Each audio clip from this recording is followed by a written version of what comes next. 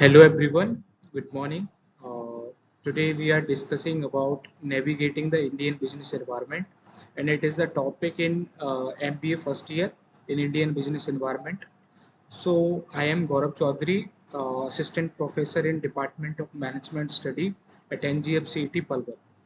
So let's take you to the slide and understand what is business environment. So from the definition, we are able to understand that Indian business environment is all about the both internal and external factors that influence a company's operations, including economic, social, political, legal, and technological conditions. So basically, it is all about the conditions. Uh, it is all about the surroundings which affect the functions of a business. So let's understand the importance of Indian business environment. So first is identifying opportunities and threats. Obviously, when you are able to understand Indian business environment, you can find the opportunities and you can also analyze threats. तो आप आराम से जो भी opportunities available हैं उनको भी आप आराम से समझ पाओगे और क्या प्रॉब्लम्स आ सकती हैं तो उनको भी आप जस्टिफाई कर पाओगे. Second is add in strategic planning. So it is always helpful in making your strategies when you plan your businesses. So when you have a good knowledge or you have a accurate knowledge over the Indian business environment, so you can plan well. Next is enhancing decision making. Obviously, if you have a proper planning, if you have a proper knowledge, so you can make your decision more effective and efficient. Second is facilitate adaptation to market change. Obviously, if you want to grow, you have to adopt changes. So, Indian business environment help you to make dynamic changes and adapt the new technology and make your business more successful. So, the Indian business landscape and overview. As you all aware, our Indian economy is mixed economy. We have both public and private sectors. Second, rapid economic growth and large consumer base. As you all aware, nowadays we are number one in population. So we have a huge consumer base and we have a very rapid growth. After China, we are the second largest economy in the world, so it will definitely help us to grow more business environment.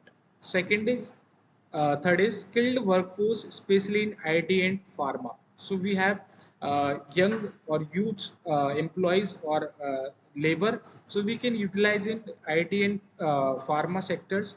And next one is government initiative like Make in India. As our Indian government has introduced Make in India concept or scheme, so it will help us to grow more businesses and help us to grow our economy in very effective way. So next one is basically in Indian economy or in every business environment, we have two types of environments like micro and macro. We have two factors, macro, as you all aware, micro means small. So these are some small factors which affect Indian business environment. First is customer. Obviously, जब आप कोई भी business कर रहे होते हो तो customer आपके बिजनेस को बढ़ाना और घटाना उसी पे डिपेंड करता है. अगर आप कस्टमर्स की नीड्स को सेटिस्फाई कर रहे हो, that means you are satisfying your customer, you are satisfying their needs and you are meeting their taste and preference, definitely it will help you and it will help you to grow your business and it will help you to scale your business. Second is supplier. Obviously supplier have great influence over your business. It will affect because जब आप raw material लेते हो, even आप transfer भी करते हो, तो ये भी एक चेन को जब आप सप्लाई करते हो तो ये भी आपको डेफिनेटली आपके बिजनेस को इफेक्ट करता है. Next is competitor. ऑब्वियसली जो कॉम्पिटिटर्स होते हैं उनकी स्ट्रेटजीज को देख के ही आप अपनी स्ट्रेटजीज बनाते हो एंड उसी के हिसाब से आप अपनी मार्केट को टारगेट करते हो, उसी के हिसाब से आप अपनी एडवर्टीजमेंट करते हो. तो कॉम्पिटिटर का भी इन्फ्लुएंस आपके बिजनेसेस पे होता है. Next is intermediaries. ये इसमें हम इंक्लूड करते हैं आपके एजेंट, डिस्ट्रीब्यूटर्स, होलसेलर्स, जो कि एक चेन होती है आपके फिनिश गुड्स को आपके फाइनल कस्टमर तक पहुंचाने के लिए. तो अगर आपके इंटरमीडियरीज, आपके एजेंट्स, आपके होलसेलर, रिटेलर आपको अच्छे से ट्रीट करते हैं, फिर आपका कोऑर्डिनेशन उनके साथ अच्छा है, तो डेफिनेटली वो आपके इंडियन बिजनेस एनवायरनमेंट को भी इफेक्ट करेंगे, और वो डिपेंड करेगा कि आपका कितना अच्छा कोऑर्डिनेशन है, तो उतना ही अच्छा आपको ग्रोथ मिलेगा, उतना ही अच्छा आपको प्रॉफिट मिलने वाला है। Next is publics. Obviously Indian media और लोकल कम्युनिटीज का बहुत बड़ा रोल है किसी भी बिजनेस को आगे ले जाने में, क्योंकि पब्लिसिटी स्टंट जो होते हैं वो आपको कहीं ना कहीं एक अलग पहचान देते हैं, और ये भी आपके बिजनेस को इन्फ्लुएंस करता है, और ये भी आपके बिजनेस को इफेक्ट करता है। So basically these all about the micro environmental factor, जिनका बहुत छोटा या फिर हम स्मॉल लेवल पे जो हमारे बिजनेस को इफेक्ट करते हैं। So these are micro environmental factors. Now we will discuss So now we will discuss about macro environmental forces. As you know, macro means large scale. So these environmental factors have more impact or have huge impact on Indian business environment. So first one is economics. So you know, interest rate, inflation, deflation, GDP growth, these all have huge impact on Indian business environment. Like अगर आपकी country के अंदर inflation चल रहा है, deflation चल रहा है, बैंक रेट्स में चेंजेस है, रेपो रेट्स में चेंजेस है, जीडीपी गड़बड़ कर रही है, ऊपर नीचे हो रही है, या कोई प्रॉब्लम्स आ रही हैं, सो ये सारी चीजें आपको आपके बिजनेस को जरूर इम्पैक्ट करेंगी। और आपको ये समझना होगा कि अपनी इकोनॉमी को अंडरस्टैंड करके ही आपको अपने बिजनेस डिसीजंस लेने पड़ेंगे, और उसी के अकॉर्डिंग अपने बिजनेस को सेटअप करना पड़ेगा। Second one is political and legal.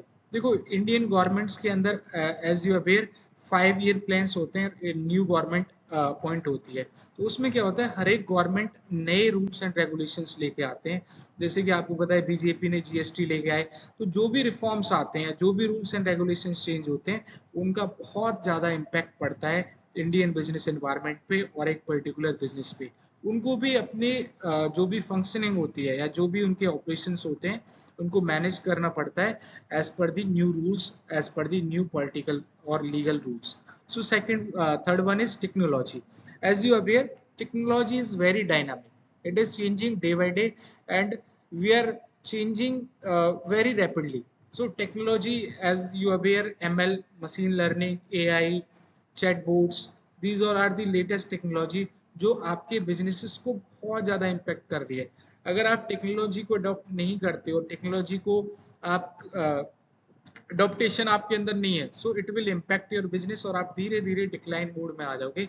सो ये टेक्नोलॉजी भी आपके बिजनेस ऑपरेशंस को बहुत ज़्यादा इम्पैक्ट करती है।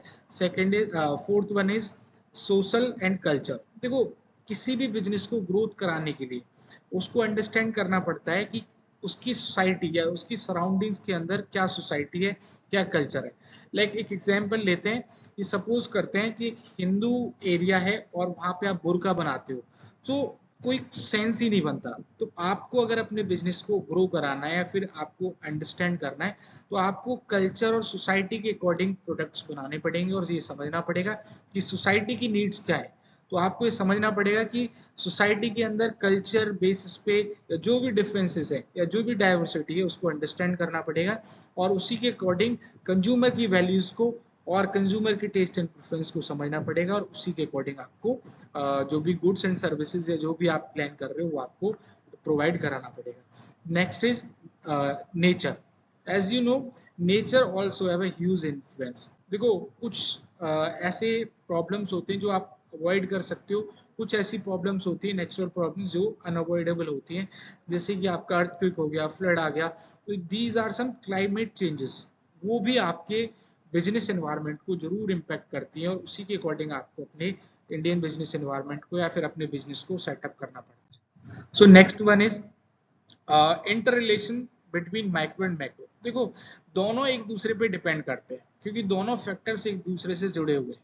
कस्टमर इसके अलावा सोसाइटी के अंदर है, तो वो भी एक दूसरे से जुड़ा हुआ है। तो these have long term planning and competition advantages. So we have to understand both micro and macro in detail, so we can make good planning, and we can make more effective strategies to grow our businesses.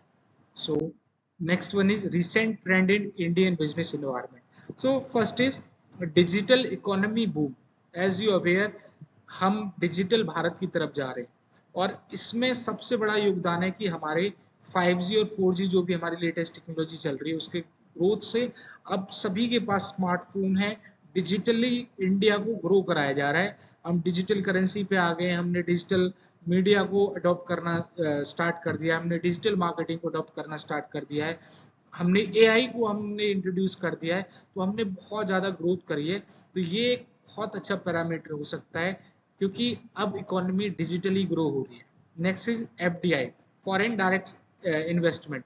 सो इसके liberalisation से क्या होता है, open up होता है। Liberalisation का मतलब होता है कि आपको थोड़ी सी पॉलिसीज को लिबरल कर दिया जाता है, जिससे आपके फॉरेन इन्वेस्टमेंट को अट्रैक्ट करा जा सके और आपका इनफ्लो हो फॉरेन करेंसी का और फॉरेन इन्वेस्टमेंट का आपकी कंट्री के अंदर। तो ये भी एक ट्रेंड है। एफडीआई को थोड़ा सा ओपनली और खुले दिल से स्वीकार करा जा रहा है कि आप आइए और हमारे यहाँ पे इन्वेस्टमेंट करिए।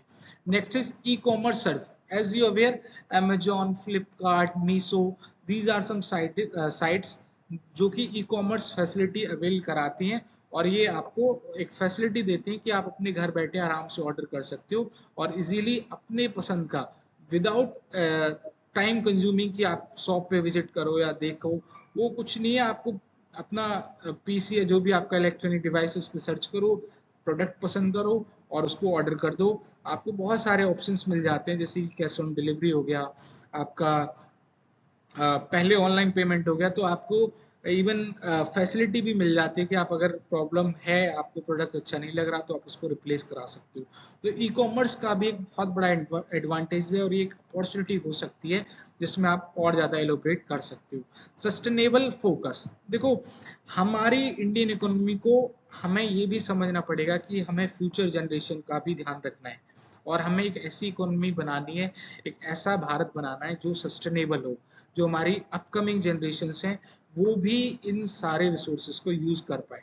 तो उसी के लिए हम थोड़ा सा शिफ्ट हुए हैं, अभी हमने थोड़ा सा चेंज किया है, हम ग्रीन एनर्जी की तरफ जा रहे हैं, जिससे क्या हो, हमारा इन्वायरमेंट पॉल्यूट ना हो और जो भी हमारी प्रॉब्लम्स आ रही है हेल्थ रिलेटेड, इन्वायरमेंट रिलेटेड, वो कंट्रोल हो सके और हमारी आने वाली जनरेशन थोड़ा सा रिलैक्स फील करे और वो भी इन सारे रिसोर्सेज को यूज कर पाए। So next one is conclusion. So we have three keys to success. If you are a Indian businessman, so you have to implement these three techniques or these three steps. First is adaptation.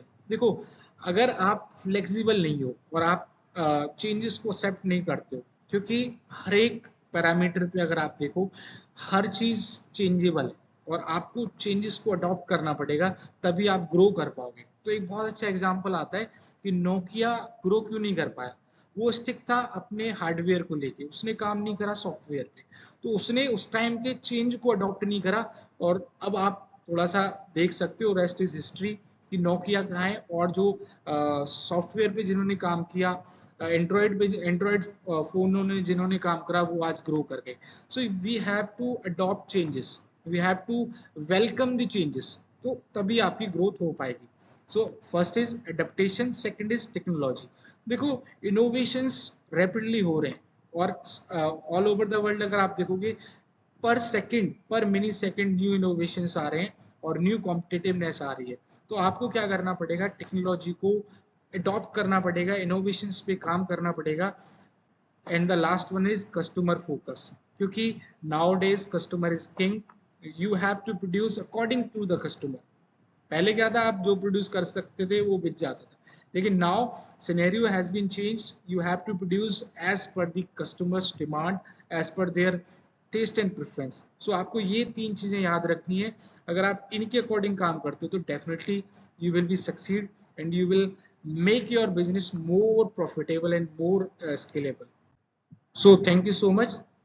अगर आपको इसमें कोई भी problem आती है and you have any kind of doubt, you can mail me on my email ID, that is gauravc@mba@ngfct.com। अगर आपको कोई भी सजेशंस और कोई भी प्रॉब्लम्स होती हैं, you can mail on it. Thank you so much.